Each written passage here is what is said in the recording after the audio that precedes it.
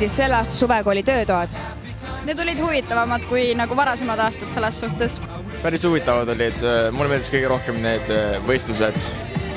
Imeline. Väga meeldis. Lahedad ja toredad ja lõbusad ja. Selle aasta suvekooli töötoad olid ülivinged.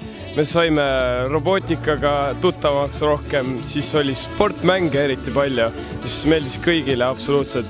Ja siis me saime kala püüda, see oli väga-väga tore, nagu kogu aeg tuli lihtsalt kala ja nagu kõik oli, me saime nagu hästi mitmekülgselt ja see oli lihtsalt vinge oli. Mega äge oli, keemia töötuba oli kõige ägedam minu meelest. Mis kõige enam meeldis? Vaba aeg. Disko. Kui sul oleks võimalik korraldada üks töötuba suvekoolis, siis milline see oleks ja mida see endast kujutaks?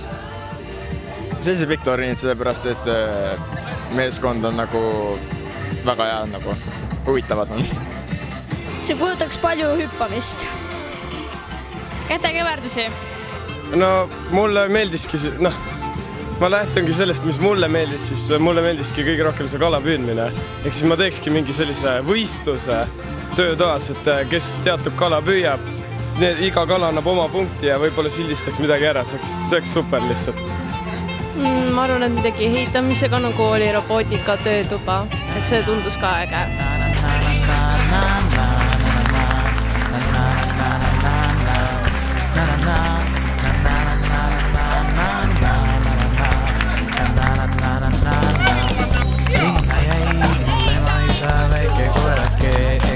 Lepa võttis selle kohe vaatama 82 punktiga kui teisele kohta.